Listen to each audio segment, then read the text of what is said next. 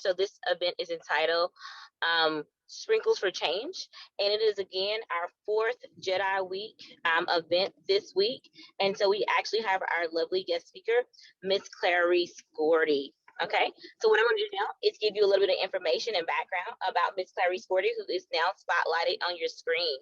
So Miss Gordy is a native of Detroit, Michigan, D-Town, okay, but she currently resides in Macon, Georgia. Miss Gordy is a 2008 alumna of Central High School, okay, C's house, whose house. She received her Bachelor of Science degree in Behavior Analysis from the Savannah State University in Savannah, Georgia, in May of 2012. Her most recent degree was earned in 2019 from Middle Georgia State University with an Associate of Science and Occupational Therapy Assistant. Ms. Gordy is currently a first-year candidate pursuing a master's degree in public health at the Fort Valley State University. Prior to healthcare, Ms. Gordy served 5+ years working with Mercy University TRIO programs. I can't say SP words, specifically in Upward Bound and Educational Opportunity Center departments. She is now a licensed certified occupational therapy assistant practicing at Fairview Park Hospital with rehabilitation department, treating the adult population. In addition, since the start of COVID-19 pandemic, she was challenged with a new role as a nurse tech, gaining clinical skills from different scope of practice. Within her years of community involvement, Ms. Gordy is a member of Delta Sigma Theta Sorority Incorporated, the American Occupational Therapy Association, the American Public Health Association, the Urban CEO, Leadership Academy, ULA, just to name a few. Secondarily to her life experiences, she's a strong advocate for higher education, low income and first generation students, public health awareness, and body positivity for plus size women. Ms. Gordy had the privilege to perform international community service projects in Puerto Rico, the Virgin Islands, the Dominican Republic, with Dr. Laura Thompson and Dr. Chris and Middle Georgia State University. She has earned much recognition and awards for her community outreach efforts from various organizations nationwide. In closing, Miss Gordy acknowledges her loving sister Whitney and the outstanding support system of her family, mentors, and friends to express her gratitude. Her favorite quote is, "Throughout every life obstacle is keep faith and stay encouraged." So now I'm going to turn it over to Miss Gordy as we begin our discussion for this afternoon. Miss Gordy, would you like to say any words before we start our discussion this afternoon? Thank you so much, Dr. Booker. I can't believe I was able to have the privilege to participate in so much after listening to you read that. I said, oh my goodness, is that really me? So I appreciate you reminding me that I'm still going, but I have obtained so much. So, Miss Gordy, with that first question, so what were some barriers that you had to overcome, or what were some catalysts that actually kept you moving forward as you were a first generation student in undergrad and graduate school? And could you explain a little bit for us and our audience tonight? Sure. Well, first and foremost, I would like for the audience to think about this question that I have for you all, which is, what are you willing to sacrifice in order to gain more? Again, what are you willing to sacrifice in order to gain more? So to answer your question, Dr. Booker, the biggest challenge that I would have say that I had pretty much was the time as well as money. Knowing that I am a low income first generation student, even till this day, I pretty much consider myself to be low income first generation student because that's my background and I'm proud of my background.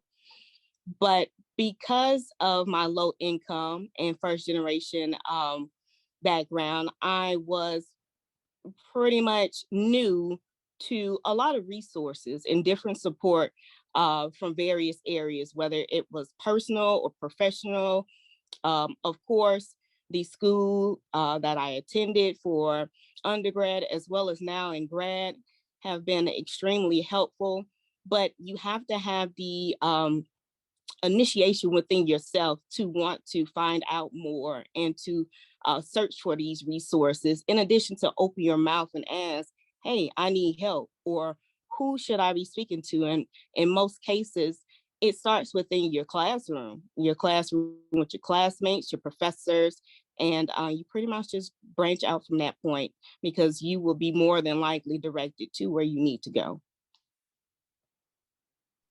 All right. Thank you so very much, Ms. Gordy. I love that inspirational word. So if you could talk a little, I know we're going a little bit out of order, but if you could speak to your vast community service experiences, Puerto Rico, the Virgin Islands, and how do you think that really afforded you an opportunity to be a better student? Well, when you know better, you do better, at least be willing to.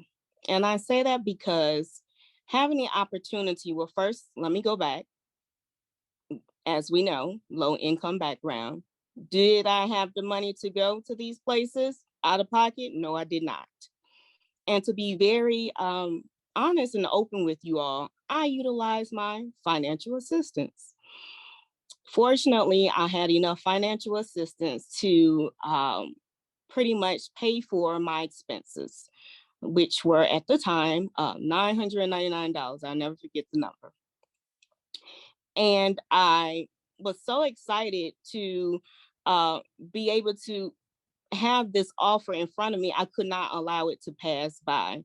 So I start off by saying that if the opportunity presents itself, take it, because it may just be a life-changing event. And that's exactly what Puerto Rico and the Dominican Republic was, because if I would not have been able to take that risk of accepting the financial assistance to travel with Dr. Laura Thompson, as well as Mr. Chris Salvatore, I would not have had the opportunity to serve as a community service advocate for Puerto Rico, where we pretty much were with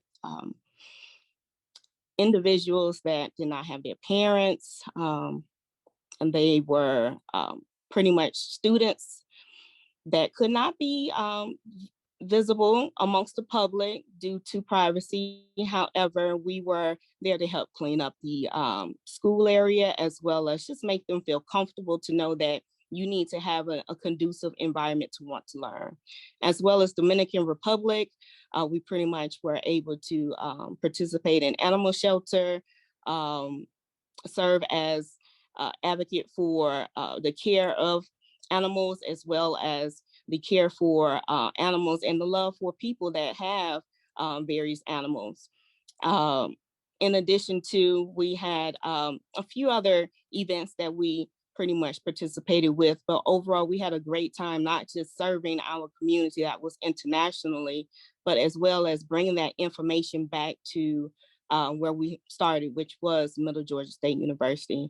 I definitely would say, if you have the opportunity, or even if it's not presented to you, search and find how can you pretty much participate and absorb knowledge and be able to share with others. Thank you so very much, Ms. Gordy. So our next question talks about how to find resources in undergraduate for transportation, child care, financial assistance, or even how to seek academic help. I often know sometimes these things can be listed or have been listed in research or as in common conversation with some of our students that may be seeking a second job or a second career. So how would you say you were able to navigate some of those difficulties? Quite honestly, were you able to hear the question? Yes, ma'am, I was. Thank you. Quite honestly, everyone, I pretty much have been a social individual, and I've never been. I'm very grateful for my mom, Stacy. She pretty much taught me to speak up for what I need and open my mouth. And one of her sayings was, "Closed mouths did not get fed." And I pretty much live off of that phrase, because if you do not speak up for what you need or what you're looking for, in most cases, you are putting yourself in a position that is detrimental to your growth. You pretty much are keeping yourself in a complacent space. So, speaking of which, speak up for what you need as far as financial assistance, which in most cases can be found at um, the registrar's office, academic assistance, student support services. Miss Ashley Brown, she's an advisor there with you. Dr. Ansley Booker, your professors, utilize your resources amongst each other. Even I spoke on this earlier which are your classmates. I give this as an example.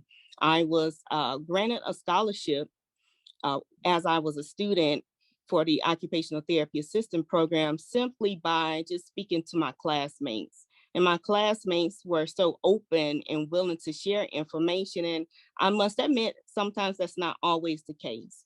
But for those that are willing to share, make sure that you continue to pass that torch down and share the information to someone else that is willing to get far ahead and pretty much want to be in a position that you're in, or even pretty much share something with someone that may not have the experience that you do, which I was that person. And in some cases, I can still be that person because every day I'm learning and I'm um, absorbing more, just like you all. You learn every day. So make sure that you open your mouth and you speak to everybody that's around you, because everybody around you is pretty much your central informational board to receive information and to be able to seek and execute what exactly you need to do. Could you speak to a little bit about being a non-traditional student? Maybe some of our students have families or they're trying to be a primary caretaker. So what do you think or advice you could provide or add for those students? I can definitely relate as far as being a caretaker. And I speak with my little sister, Whitney, that was within my biography. She has been a huge motivation to me to pretty much continue on with my education, pretty much seek another degree that will lead me into my terminal degree eventually. I had so much assistance, and I say so much because, again, I asked for help. And I ended up being a caretaker for my little sister because, unfortunately, life within my family, for myself and my mom, ended up turning to be pretty serious and pretty sad. I lost my grandmother, my mom's mom, and she pretty much was our world. And with that being said, my mom and my sister and I, especially me and my mom, had to make a very hard decision for us to separate, but yet be able to move forward with Whitney aspiring to finish high school, go into college, graduate from college, pretty much be in a place. Yes. Excuse me. Something better, to leave low income and first generation. And like I said, extremely tough for me, as well as because I saw her on the screen. Although she was younger, she too had feelings and emotions. So I said all that to give you a pretty much brief background of why I ended up being a caretaker for my sister. Now, as far as how she was able to be cared for when I was in class or had to be at clinicals and so forth, again, I spoke up. I spoke up to my professors. I spoke up to my family, my friends. Hey, how can I be able to do this knowing that I'm pretty much in this situation with school? And although my mom was extremely supportive and still is supportive to this day, unfortunately, she was unable to be physically with us because she was 800 miles away in Detroit. And I am here in Macon, Georgia. Speaking to my family and friends here within our location was a blessing, quite honestly, to share with them, hey, are you willing to do this? Can you do that? Can I provide gas money? Can I provide dinner, lunch, whatever the case may be? Even if it's just something to share some type of appreciation of a gift card to Chick-fil-A or whatever that you know that they may like. That was of huge help to help me continue forth with my education and want to aspire for more. I know that everybody do not have that advantage. However, simply just speaking up for what you may need to someone trusted that can mean so much and open up various opportunities for you. And again, please utilize the resources that you have at your campus, whether that is here at Mercer, Middle Georgia, Savannah State, whatever school that you may attend. Always be willing to speak up to those trusted individuals so you can be able to utilize the free services in most cases. And don't feel like you're alone, or don't feel like that you have to give up for something that you believe in. And for me, it's higher education. It's me having something that can't be taken away from me, which are my degrees, in addition to being able to share that with you all, an audience such as you, and for whomever else that need the encouragement.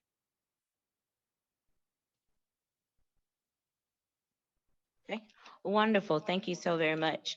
So our next question asks, how do you maintain a work-life balance while pursuing higher education? I know that you said you had a lifeline, you had a support system, but it's still important to maintain that mental wellness. So what advice or what opportunities do you think you were able to take advantage of to have that work-life balance? To be quite honest with you, Dr. Booker, that work-life balance is still at limbo. May maintain me sometimes, but what I can, it's always good to laugh if when needed at all times, cry when you need to, try to stay as organized as possible. Try to have that calendar. I know that I'm big on a calendar. I'm big on anything that will allow me to jot down what I need to and keep some type of order for me throughout my day. I know that my sister, she is currently a second year student at North Carolina A&T. So gratefully, she is not under my wing as much. However, it seems as if that something else has gotten into the place of her, and which is good. It's good to stay busy, but it's even better to stay organized. And in addition to that, make sure that if you are juggling so much personal and professional, let your professor know. It's best to have that open communication system with your professors. You do not have to share intimate, detailed information with your classmates if you don't feel comfortable. You need to have that open source with your professor or whomever that is trusted advisor or whomever amongst you all, so they can say, hey, well, maybe you need some help in this area, time management. Maybe you need help with punctuality. Maybe you need help with the organization. It could be anything, and it's solely pretty much tailored to the individual. So I definitely would recommend for you to start whatever that you at right now, in your season of school, in your season of life, and try to find some type of order, split between what's your personal and your professional, and what exactly may be priority. Because yes, school is extremely important. However, you may have a life-threatening emergency that may occur within yourself or within your family. And of course, if you do not take care of yourself, which is the mental, the emotional, it all plays a heavy and huge part on your physical. And when you are not physically well, the rest of you is not going to be of use for anyone else. So make sure that you pay attention to yourself. When you know that you are tired, when you know that you need help, you need to speak up and you need to let people know. Great, great, great. I love when you highlighted self-care and how important that is, because again, when you are that primary caretaker, that role model in your family, sometimes that shoulder of responsibility is overwhelming, or it can be overwhelming for a lot of us. So my next question talks a little bit about you mentioning that you have taken up new skills and you learn new things during COVID-19, and you being an essential worker and in a healthcare field that's being very vital right now, to our sustainability, um, here in Middle Georgia. But again, for this particular question, it states, being an essential worker during a pandemic, how do you maintain physical, mental, and emotional wellness? That is tough, Dr. Booker, because I'm human. We are all human. And again, you have to find what exactly is your best coping mechanism. For me, it may be, hey, I am just about to take a nap. I'm about to put this down. I'll pick this back up later. And we're going to start back over within 30 minutes to an hour. And for some, it may be exercising. I know that gym, fitness centers, and so forth may be not first location for so many, even. But if that's something that pretty much energize them and put them in a better space, then that is just quite fine. You have to find out what is best and being in a space, because the pandemic is here, and the pandemic is pretty much here until we just don't know. So you cannot just shell yourself up or isolate yourself from the world. You have to be willing to keep the pace with the pandemic, with people, with school, with work. Things works hand in hand and work together. Put yourself in a place of I give up. That mentality becomes very heavy on your heart, on your mind, and you start to believe, because once you believe it, then it slowly takes a toll on, and you don't want to put yourself in that health condition solely because are already placed on to rush with this pain. Make sure that you pay attention to the signs that your body is presenting to you, that you need to take a mental break.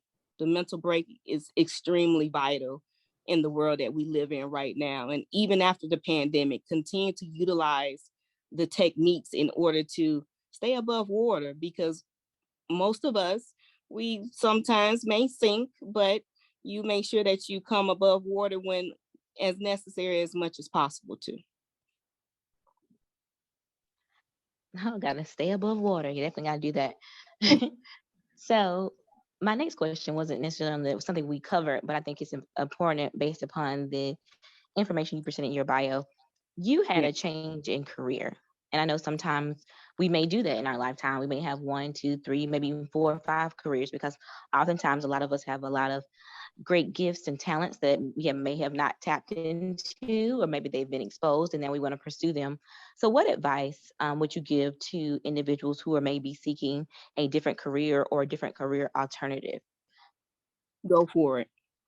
I definitely believe that not only a life changing event for me, but it was necessary. I felt rejuvenated, and I felt like I was doing the best thing for me. Although I love education and I love being in the sector of higher education, but I don't look at it so much as I changed careers. I merged education with healthcare, and hopefully I can be able to utilize those transferable skills um, in the continuation of my growth, wherever I may finalize my educational journey. Don't don't feel as if because you are in one career that may be completely different than the career that you aspire to go into, that you cannot find a similarity in between the two. If it wasn't for me having the opportunity with Mercer University Upward Bound, Mercer University Educational Opportunity Center, Central High School of Macon, Georgia, if I did not have the opportunity to perform as an advisor as well as an in-school suspension paraprofessional, I would not have the thought process of how to pretty much be that student as well as be that teacher. Because although I'm a student, um, I'm a grad student now. Although I'm a grad student, those skills that I utilize from being the advisor and teacher, I now am presenting myself as if, hey, yeah, I was what I'm pretty much looking at now, which are my professors. But now I've become that student again. I have gained the understanding that it's tough on both ends. It's tough being a student. It's tough being a advisor. It's tough being a teacher. And for me being a CODA, which is a certified occupational therapy assistant, I utilize those educational skills as far as being able to present the information to my patients, be able to present the information to my supervisors, be able to present the information to an audience such as you all, to inform you more of what my profession has to offer and how it can be beneficial to you or to someone that you know or love or care for. So don't feel as if whatever career that you are currently in is that your end game. It may not be, or you know that it's not. Move forward into something else and see how can you pretty much integrate the skills together, because more than anything, you need transferable skills in the world that we live in, and we're going to continue to grow and move in an upward direction. Do not dispose the skills that you learned in one location. Take those skills with you, and you never know that those skills can be even helpful in the field that you are headed towards with a different group of individuals. Miss Gordy, I have one more question before I allow the audience to ask questions. Mhm. A lot of our students are seeking opportunities to join fraternity and sororities while either in undergraduate or looking for an opportunity to join an alumni chapter. What would be your advice to them about being a part of those organizations, and how vital is academics and community service? And if you would share which organizations you may be a part of, and they don't all have to be fraternity and sorority. They could be civic engaged. They can be civic inspired, nonprofit, etc. Well, first and foremost, I'm going to start off with my illustrious ladies of Delta Sigma Theta Sorority Incorporated.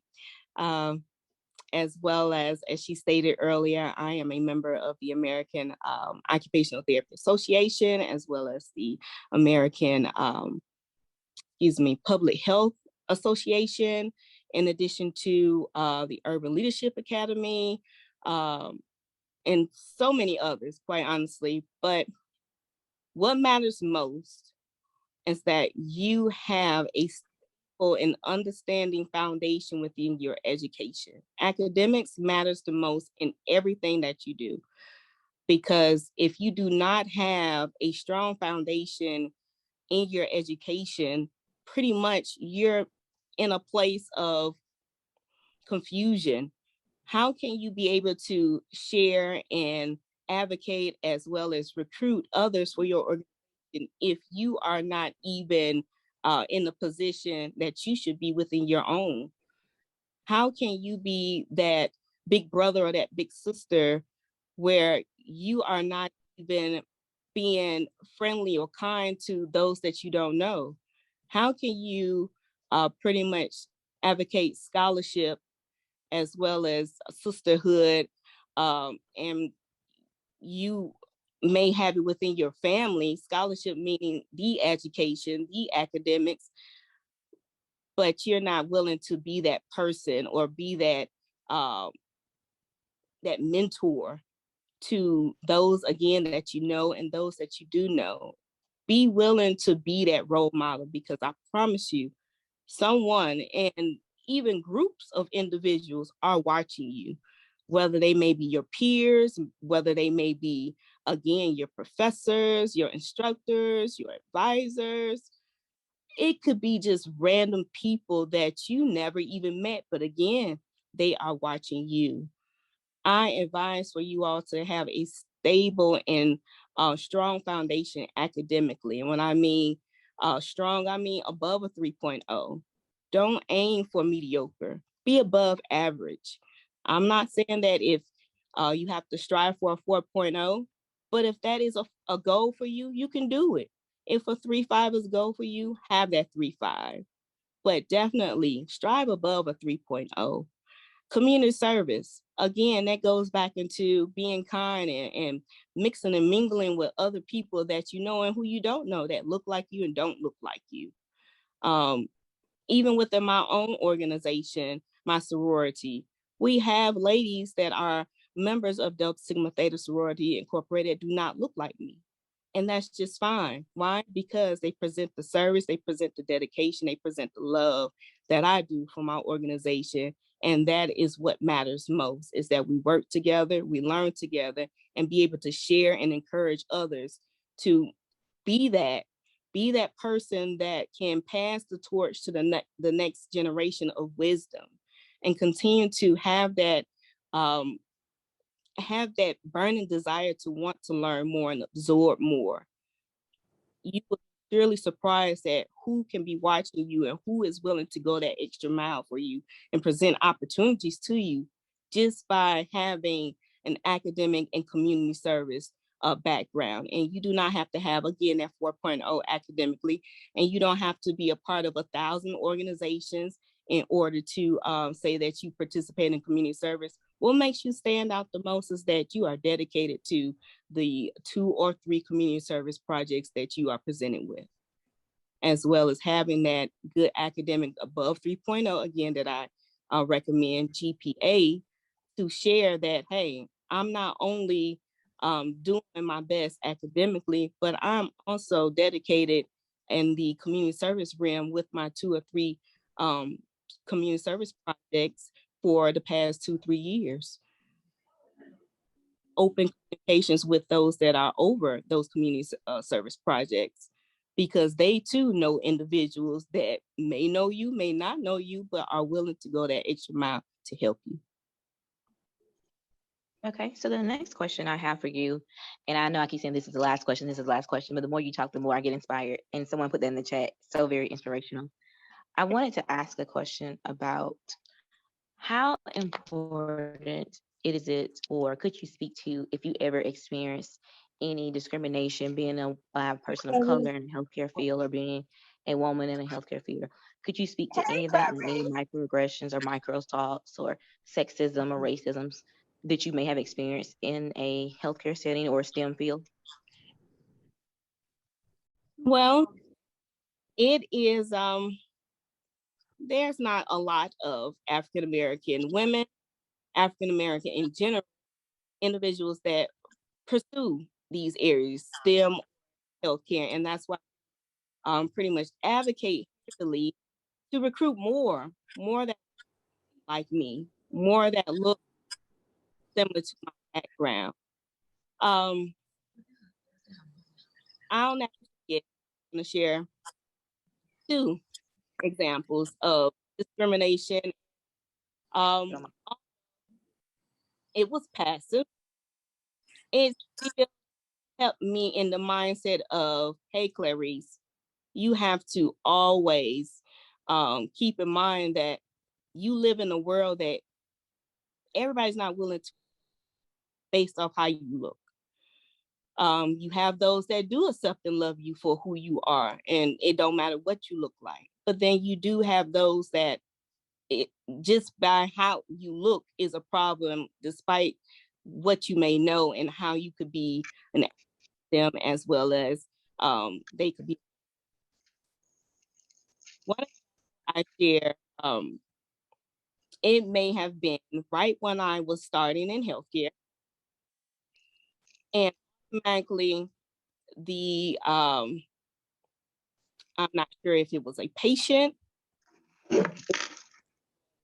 someone visiting, but automatically the question was asked to me, hey, can you pretty much help us with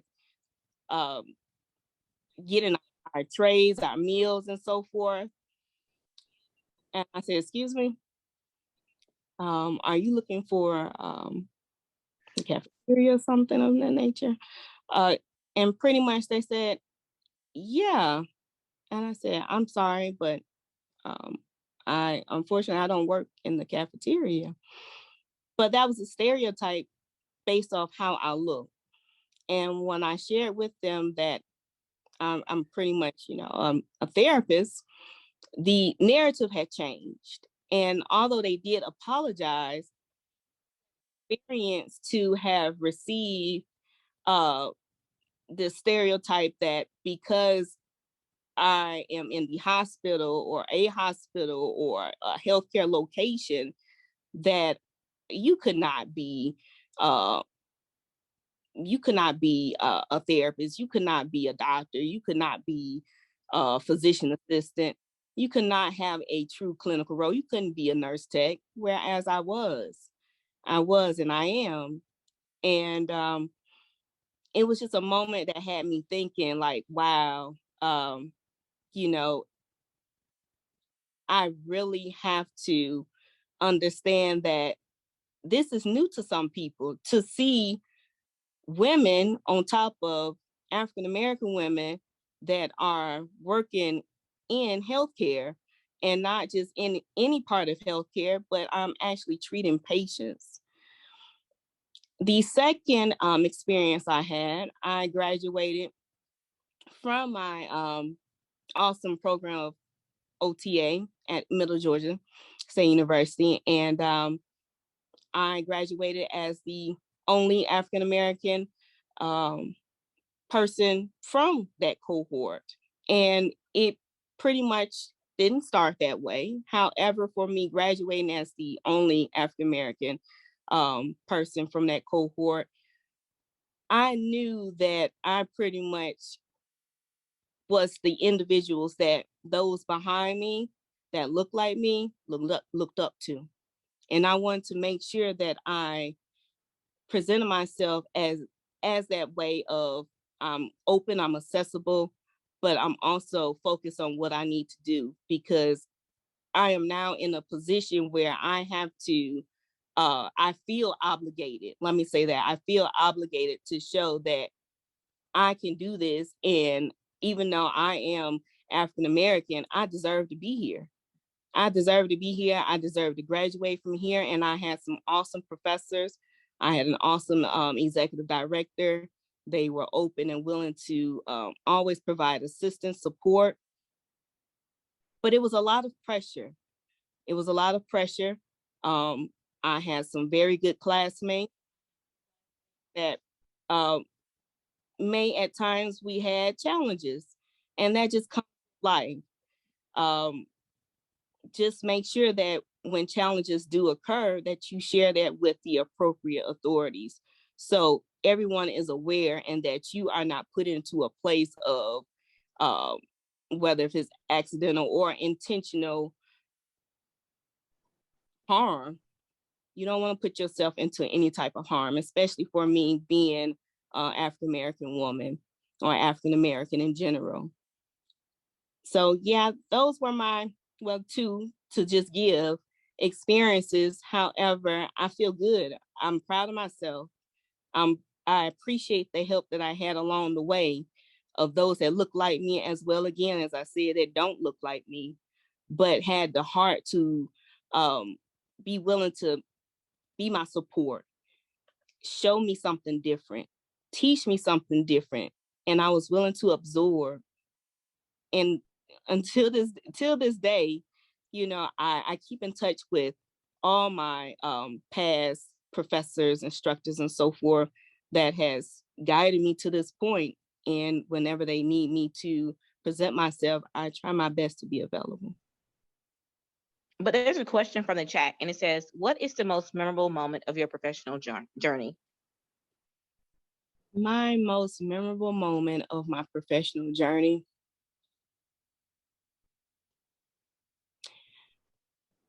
I remember coming home one day, and although this may seem minor to some, this was huge to me at that time. And my sister, again, as I stated earlier, she is a sophomore at North Carolina A&T. She was still with me completing high school. Again, as I stated, me and my mom and my sister, we worked well together, even though my mom was unfortunately not able to be with us physically. She was 800 miles away. I was exhausted. I was exhausted this one day from work, from school, and my sister, she saw how tired I was. I just flat, and little did I know, I fell asleep. My little sister, she came in and she tapped me, and she say, hey, it's time for you to get on, and I commute to work, which may be between 50 to 60 minutes. She told me, she said, hey, it's time for you to get up. I got up and I got myself together, which was just to freshen up, something to eat, and get on the road. Again, juggling school and work and commuting to work 50 to 60 minutes. My sister shared with me later on, when I mean later on, it may have been a few days had passed or up to a week. And I was having such a tough time because I was just tired, mentally tired, as I was sharing with you all. Find time to rest and pretty much get yourself back on track. She shared with me and my mom, she said, if my sister can do it, I can do it. I can finish up these papers. I can finish up this assignment. If my sister is able to take a 30 to 45-minute nap, and I know that she is going to school as well as going to work and commute to work, I can stay right here in my room or in the room and do what I have to do without any excuses. That was extremely memorable to me, solely because, again, as I stated earlier, it was her. She recognized my sacrifice, as I asked you all in the question, what are you willing to sacrifice in order to gain? And she utilized my sacrifice to pretty much fuel her goals and her aspirations, even as simple as completing an assignment. Find even something that may even be as minor as that, but was major to me, to fuel you to keep going and to not give up on whatever your short-term and your long-term goals may be. You never know how much that may impact you and how much that may impact the person that's watching you. So thank you for that question and bringing me to tears. Hold on, wait. Let me read you to the chat. I don't want to get anybody's words wrong. Okay. Such a beautiful story. Thank you. You have accomplished a remarkable journey despite so many obstacles. You are such an inspiration for us non-traditional students with children and jobs. Thank you all. Thank you. I want to be open and I want to be honest with you all. And that's what we need more of in society, is the truth of what exactly are you going through and how can you be of service to the next person. And that it can be done without feeling as if that you have to be someone else in order to get it done.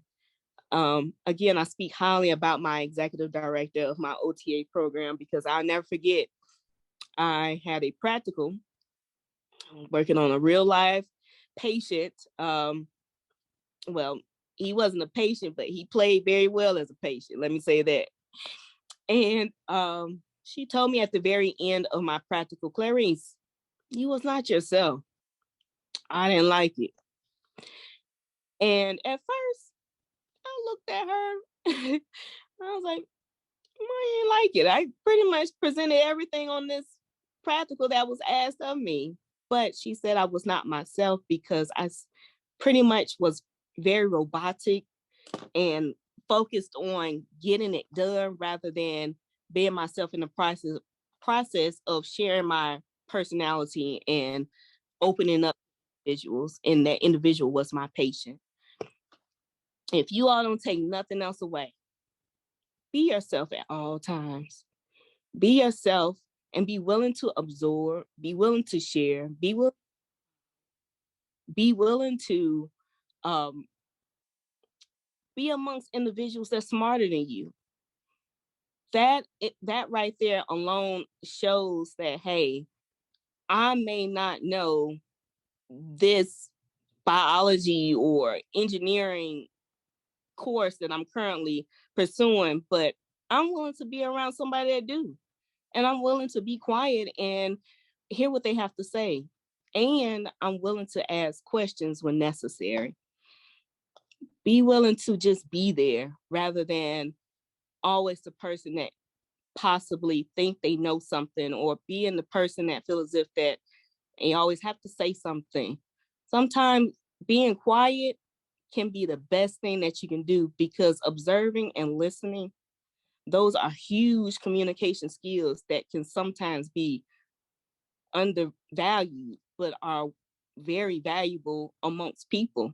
Because once an individual know that you are listening to them and that you can share what you pretty much absorb and show it, because behavior, of course, is stronger than words, you will be very much amazed at how people will attract to you, care to know what you know, and care to even go as far as you and take what you share with them and tag it along to or apply it to their own lifestyle, because everybody's lifestyle is different.